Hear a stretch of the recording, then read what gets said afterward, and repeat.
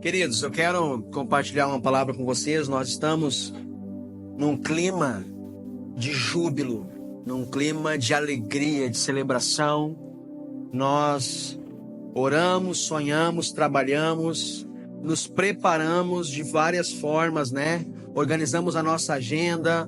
Vocês se organizaram financeiramente para participar do retiro, organizaram todas as coisas, os filhos, os compromissos, e fomos para aquele ambiente.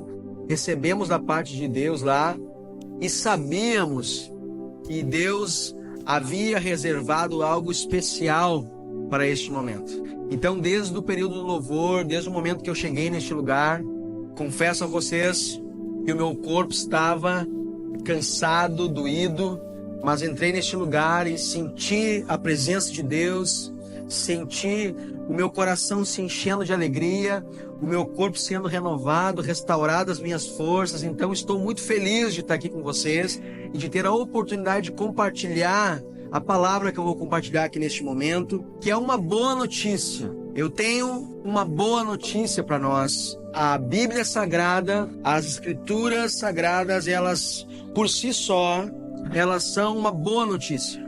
Elas nos revelam, elas nos passam uma informação. Eu não sei se você sabe, mas lá em Gênesis 3, a humanidade ela se corrompeu, ela caiu, ela saiu daquilo que seria o propósito original de Deus para a humanidade. Lá em Gênesis 3, o homem, juntamente com a sua esposa, cometeram o que nós chamamos de pecado original. E a humanidade, a partir deste momento, ela foi destituída da presença de Deus.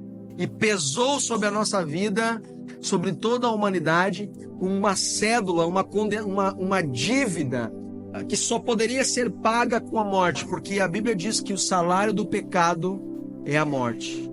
E este pagamento nós não tínhamos condição de dar. A partir de Gênesis 3, toda a humanidade está automaticamente condenada à perdição, condenada ao inferno. Puxa, achei que o pastor ia dar uma boa notícia. Se essa aí é a boa, é claro que esta não é a boa. Esta é a má notícia. A boa notícia é que Deus enviou o seu Filho e Ele paga esse preço de forma plena, completa, integral lá na cruz do Calvário. Ele paga a dívida através do seu sacrifício e Ele paga o preço por toda a humanidade para que vocês e eu tivéssemos condição de novamente acessar a presença de Deus. O maior prejuízo de Adão e Eva não foi ser expulso do paraíso, não foi sentir vergonha, não foi ter que pôr roupas. O maior prejuízo na vida deles e na nossa vida, consequentemente, foi ser destituído da presença de Deus. Nós somos criados para ter comunhão com Deus, para andarmos na presença de Deus, para compartilharmos a nossa vida com Ele, para ouvirmos aquilo que Ele fala ao nosso coração. E o pecado, ele é um empecilho para isso. O que nós sabemos é que se nós não estivermos debaixo da obra redentora do Cordeiro, da obra salvadora do Cordeiro, se nós não estivermos debaixo do sacrifício de Jesus, nós não conseguimos acessar a presença de Deus. Então cabe a nós, a exemplo do que os nossos irmãos nos mostraram aqui essa noite, tomar uma decisão, assumir uma posição diante de Deus e dos homens e falar que somos de Jesus, que aceitamos Ele como nosso Senhor e Salvador, assim como oramos aqui essa noite, que tornamos Ele o Senhor das nossas vidas, que aceitamos o sacrifício que Ele fez por amor a nós, pois isto nos salva, isso nos liberta, isso nos redime do pecado e isso nos coloca novamente na presença de Deus. Eu vim aqui especialmente para te falar algo. Nós não podemos viver afastados de Deus, não podemos viver distantes do Senhor Jesus, não podemos um dia sequer pensar que dá para viver sem Cristo na nossa vida. Porém, o mundo em que nós vivemos, ele cria sequencialmente coisas para serem substitutos de Jesus na nossa vida. Deixa eu te falar, Jesus Cristo não é uma religião, Jesus Cristo não é uma filosofia, Jesus Cristo não é um estilo, não é um lifestyle, não é um estilo de vida. Jesus Cristo não é uma moda, não é uma tendência.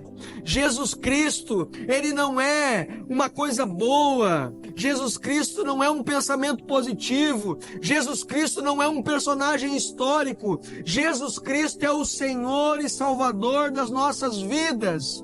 E se nós não o confessarmos e não o aceitarmos como tal, nós estamos afastados do Senhor.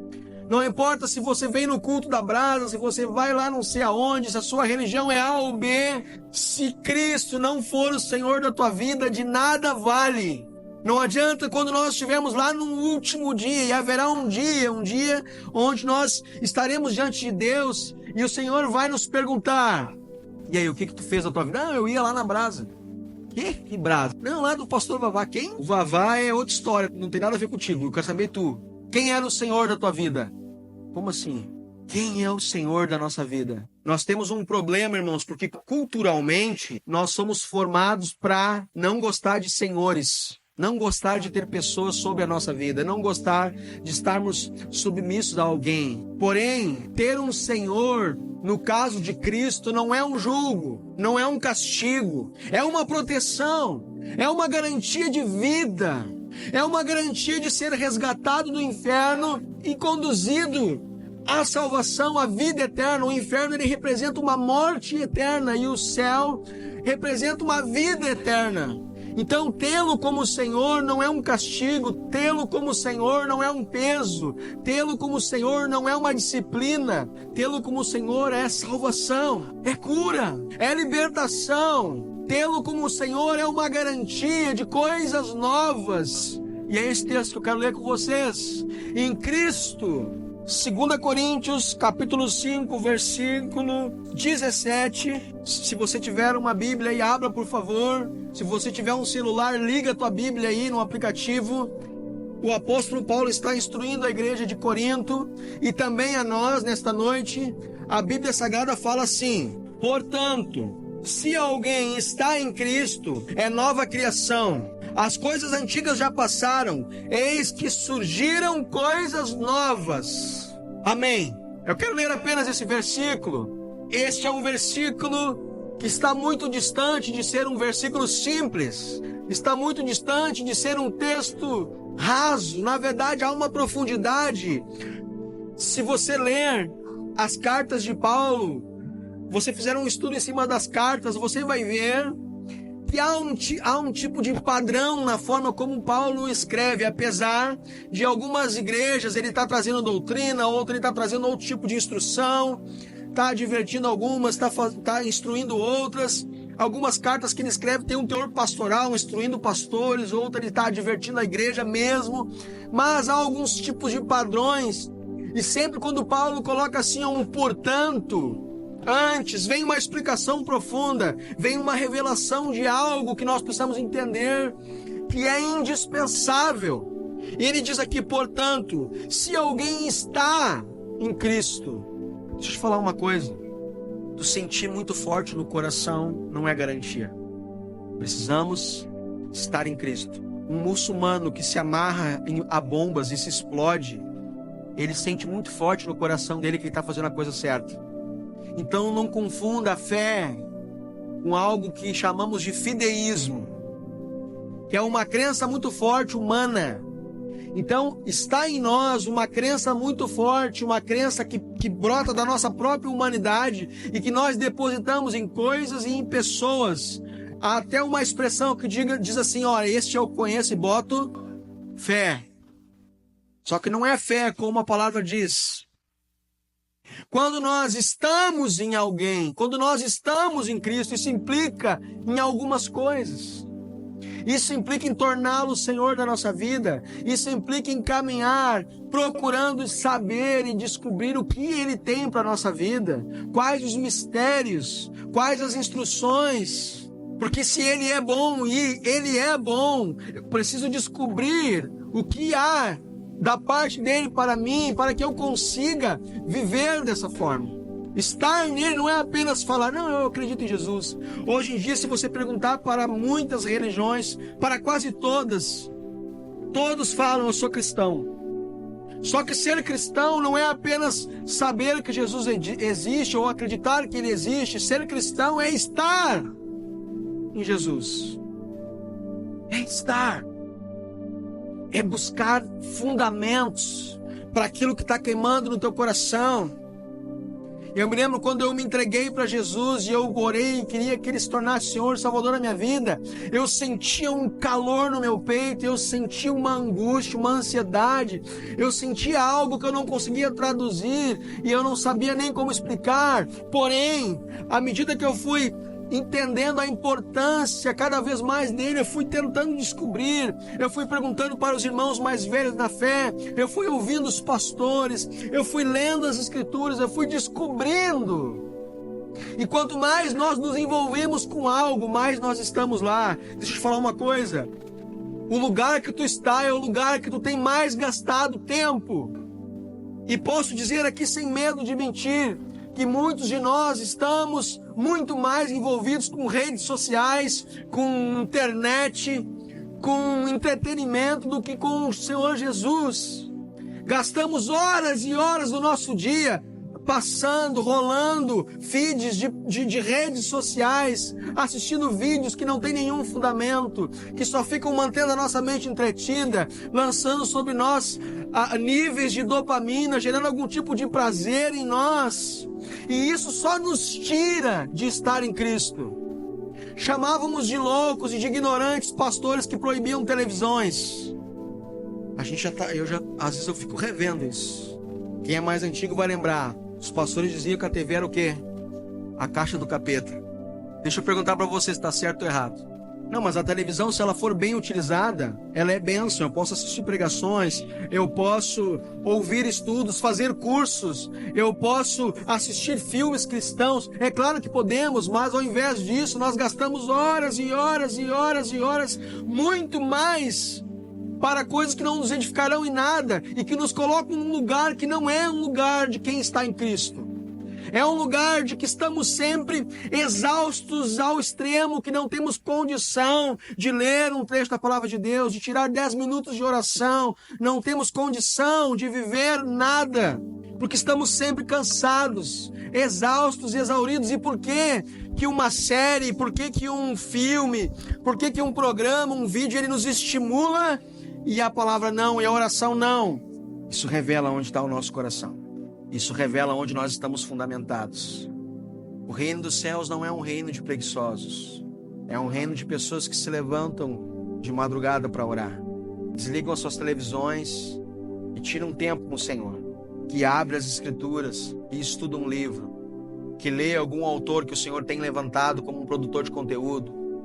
Que ouve uma palavra com a intenção de ter a sua vida transformada.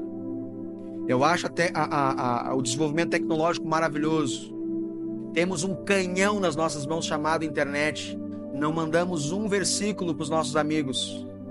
Não mandamos um link de uma pregação para ele ouvir, para ele assistir. Não convidamos para o culto.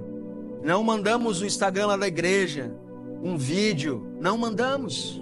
E gastamos horas ali. Então, portanto, se alguém está, é uma nova criatura. E eu também quero esclarecer o que Paulo está querendo dizer aqui. Quando ele diz nova criatura, a gente tem dificuldade de entender, porque às vezes a gente pensa assim, eu vou morrer aqui hoje nessa água e eu vou nascer e vai bombar. Porém, quando a gente traduz, vai para os textos originais, sempre que fala em nova criatura, está falando de um bebê. Uma nova criatura nasce como? Desse tamanho e sem saber de nada. Às vezes lidamos com o batismo como se fosse uma formatura, um atestado de que agora nós somos graduados em teologia, que a nossa vida está perfeita, agora que nós estamos conseguindo fazer tudo certo, agora nós nos batizamos. Porém, não é isso que se espera de um bebê, de um recém-nascido, de uma nova criatura. O que uma nova criatura faz? Come. Que mais? Dorme. Que mais? Pode falar, irmãos. Faz cocô. E quando dói, chora. É isso que um bebê faz. Então o que nós, como novas criaturas, temos que fazer? Comer, descansar e pôr as porcarias para fora. E isso é um processo que não acaba nunca. A gente vai amadurecendo, vai acumulando mais responsabilidades, vai crescendo, mas essas máximas elas permanecem a vida inteira. Come, descansa no Senhor e põe as porcarias para fora, porque a gente sabe que diariamente ingerimos porcarias, ingerimos coisas que não nos edificam pelos olhos, pelos ouvidos. Pensamentos muitas vezes nos sabotam. Temos desejos quase sempre de fazer coisas erradas.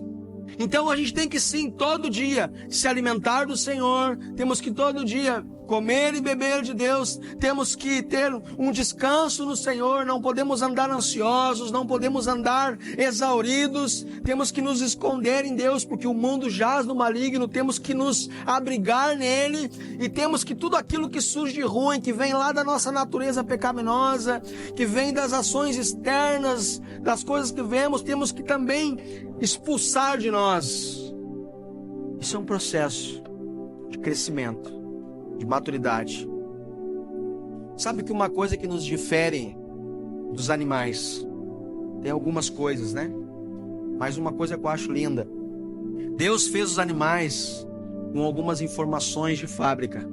O animal ele nasce e muitas vezes o animal já nasce caminhando. Ele já nasce com algumas coisas meio prontas. Ele tem um instinto de se alimentar, ele tem um instinto de comer, ele tem alguns instintos, algumas coisas impressas nele. Ele já logo imprime na cabeça dele quem é o pai dele, quem é a mãe. Ele faz algumas coisas, tá lá. Se tu pegar um alface e der para um gato, não interessa recém-nascido, ele não vai comer. Tá impresso nele. Se tu der uma cenoura para um leão, ele não come.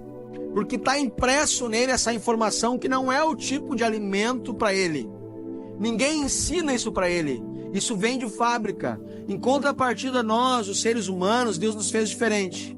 A gente nasce com o HD zerado. O que a gente come quando nasce? O que o pai e a mãe dá. Eu já vi criança com tantos meses, a mãe dando feijão, ele come. Ele não pergunta, a pediatra falou lá que é 1 ano, mas se a mãe der feijão ali com 3 meses, ele manda para dentro. Ele não sabe que aquilo vai dar uma dor de barriga, vai dar algum problema. Se der um leite lá de soja, ele toma. Se der o leite materno, ele toma também. Se der um leite de vaca, ele toma. Tudo que tu dá, ele toma e não sabe. Se der alguma coisa prejudicial, ele come também. Não tem essa informação. Ele precisa aprender. Então, ser uma nova criatura, renascer no Senhor, não implica em sair sabendo tudo, mas de ter um coração que compreende que agora nós precisamos aprender de Deus, receber de Deus, e que Ele vai nos dar, porque Ele é bom e Ele quer nos ver bem. Então, estar em Deus às vezes parece que é algo muito difícil. Porém, é estar no colo de alguém, é estar nos braços de alguém que sabe exatamente o que a gente precisa comer para ficar bem, o que a gente precisa beber, a sujeira que precisa ser removida. Ele sabe tudo e às vezes não é confortável, ninguém gosta, nem bebê gosta. No verão ele se irrita com as fraldas, mas o pai sabe que ele precisa usar, a mãe sabe. No inverno ele chora, se tira a roupa e não gosta de sentir frio. Porém, se nós que somos maus sabemos fazer coisas boas para os nossos filhos, quanto mais do Senhor que é bom. Portanto, se alguém está em Cristo, é uma nova criação. As coisas antigas já passaram. Sabe que o que mais impede as pessoas de entregar a sua vida para Jesus? Coisas antigas. Ficamos preocupados com coisas que já fizemos lá no passado. Pastor, tu está falando que Jesus me ama, mas é que tu não sabe o que eu já fiz. Realmente, irmãos, eu não sei. Tem pessoas que eu ando há anos e eu tenho algum conhecimento da vida, mas ninguém sabe tudo das pessoas. Eu não sei tudo nem a respeito de mim mesmo, mas Deus sabe. Porém, se tu te entrega para Jesus, se tu Busca estar em Jesus. Ele se torna Senhor e Salvador da tua vida. Não é o pastor Vavá que está dizendo que agora as coisas velhas passaram. É o próprio Cristo que está falando através do apóstolo Paulo. Olha, se vocês estiverem em mim, se vocês estiverem em Cristo, vocês serão novas criaturas e as coisas velhas já passaram. Então não podemos ficar nos apegando no passado, para isso nos impede de viver no futuro. Quantos têm tido seus futuros impedidos? Quantas vezes você já não se decidiu a andar com Deus pensando nas coisas que você já fez? Jesus não está perguntando se você fuma, não está perguntando se você bebe, não está perguntando se você cometeu algum tipo de pecado, de delito, algum tipo de crime. Ele não está perguntando, ele está dizendo: se você estiver em mim, você vai se tornar uma nova criatura. As coisas velhas, elas vão ficar para trás. E nem sempre é instantâneo, né? Às vezes nós nos entregamos a Jesus e a partir dali as coisas velhas ficam para trás. Mas aí a gente fica colhendo frutas de algumas coisas que a gente fez. Mas vai passar. Alguém que está numa prisão porque cometeu um crime, ele aceita Jesus e não liberam ele. Ele cumpre a pena. Porém, a vida espiritual dele está em Cristo. E quando ele saiu de lá, nunca mais ele volta para lá. E quantos milagres nós vemos o Senhor operar, mesmo em ambientes de prisão, mesmo em ambientes de pessoas que cometeram crimes, mesmo em ambientes de pessoas que fizeram coisas horríveis. Deus restaurando, Deus curando, Deus perdoando, Deus fazendo literalmente todas as coisas novas. As coisas antigas já passaram. E eis que surgiram coisas novas. Se você se torna uma nova criatura, o teu passado fica para trás e coisas novas começam a surgir.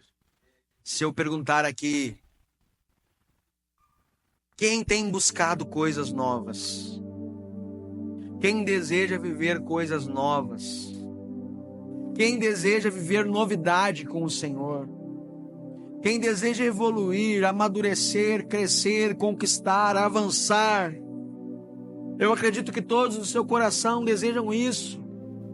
Só o que está nos distanciando disto, uma entrega. Nós nos entregarmos ao Senhor. Isso tem nos distanciado. Hoje nós vamos batizar irmãos aqui que se entregaram para o Senhor. Não se tornaram perfeitos, se entregaram. Têm buscado estar em Cristo e têm vivido coisas novas. O Senhor Jesus está neste lugar nessa noite e fala ao teu coração e ao meu coração: creia e será salvo. Venha, esteja em mim e você será uma nova criatura. As coisas velhas ficarão para trás e coisas novas surgirão. Amém? Quero chamar o louvor aqui. Há uma má notícia. Porém, essa má notícia, ela foi derrubada por uma boa notícia. Eu não sei vocês, mas quando as pessoas me perguntam assim: eu tenho duas notícias para te dar, uma boa e ruim, eu sempre peço primeiro a ruim. Não sei como é que é vocês, para depois ouvir a boa. A gente gosta da boa por final. E embora haja uma má notícia, que o homem errou, o homem se distanciou de Deus, há uma boa notícia, que podemos estar em Jesus, podemos nos entregar a Jesus, podemos torná-lo o Senhor da nossa vida, o Salvador da nossa vida, apenas com uma oração, apenas com uma decisão. Tudo pode se renovar, tudo pode se transformar, tudo pode se fazer novo. Eu não sei o que você está passando. Talvez esteja pensando: mas eu já aceitei Jesus e eu estou cheio de problema. Talvez você precise estar nele. Talvez você possa ter feito essa oração em algum momento da sua vida, mas você está um pouco distante e você precisa estar nele. Então esta é uma noite de entendermos a necessidade que nós temos de estar em Jesus, porque é isso que nos garante novidade de vida, cuidado do Senhor, vida eterna.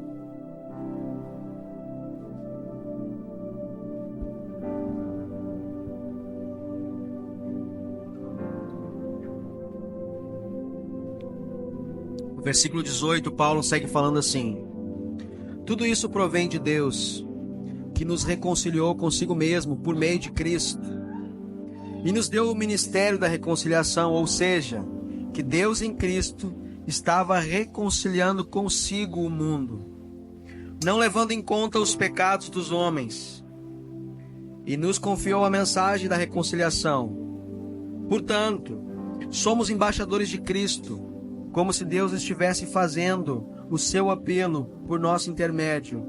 Por amor a Cristo lhes suplicamos, reconciliem-se com Deus. Reconciliem-se com Deus. Deus tornou o pecado por nós, aquele que não tinha pecado, para que nele nos tornássemos justiça de Deus. Como cooperadores de Deus, insistimos com vocês para não receberem em vão a graça de Deus, o presente de Deus. Há uma súplica: reconciliem-se. Essa é uma noite de reconciliação. E eu queria pedir agora nesse momento para que todos fechassem os olhos. Todos fechassem os olhos. Vou pedir para os pastores e os líderes ficarem de olhos abertos. O restante da igreja, por favor, feche os olhos.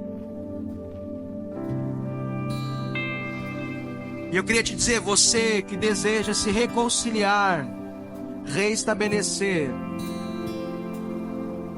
a relação com Deus que foi rompida lá em Gênesis 3. Você que deseja estar em Cristo, eu queria que você levantasse a sua mão aí no seu lugar. E alguém vai ir orar com você. O Senhor vê a tua mão. Aleluia. Todos estão de olhos fechados. Não é um momento de vergonha. Não é um momento de aceitarmos nenhum tipo de intimidação, nenhum tipo de acusação. O Senhor Jesus levou sobre si todo o pecado. Se você deseja se reconciliar, talvez você já tenha aceitado a Cristo, mas está um pouco distante.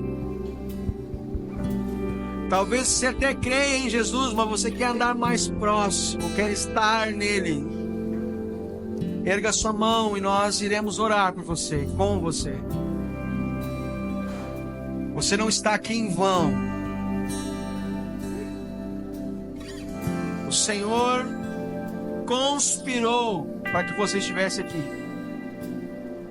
Não é por acaso que você está aqui.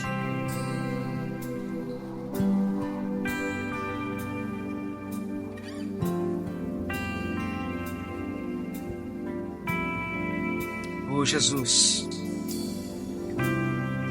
Tu conheces e sondas o nosso coração, Pai.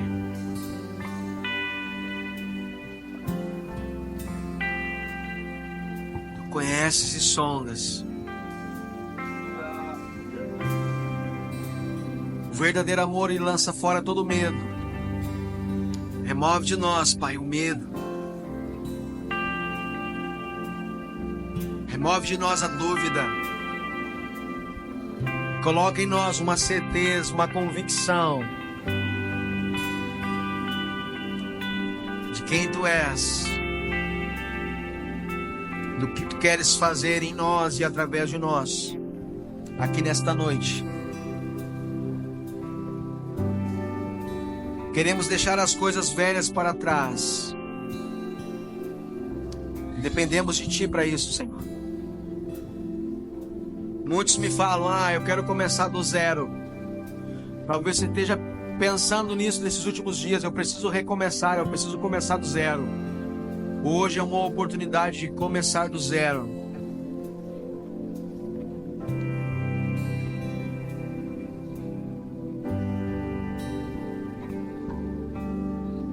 Talvez você seja cristão, realmente, você esteja no Senhor Jesus, mas você tem vivido coisas difíceis e precisa recomeçar. Essa é uma noite de recomeço. Aleluia. Aleluia. O Senhor vê a tua mão. Você não está só. Ele ouve as tuas orações.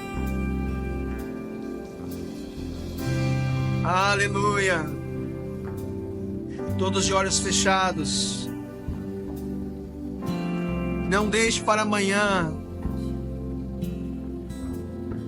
Não deixe para amanhã. Isso é um grande erro. É um grande erro. Viva hoje. Creia hoje. Se entregue hoje. Se reconcilie hoje. Se reaproxime hoje. Aleluia. Restaura os corações, Pai. Restaura os nossos corações. Nós oramos aqui nessa noite. Estamos diante de uma realidade. Há uma má notícia. Porém, há uma boa notícia. Há condição de reconciliação. Há condição de salvação. Aleluia.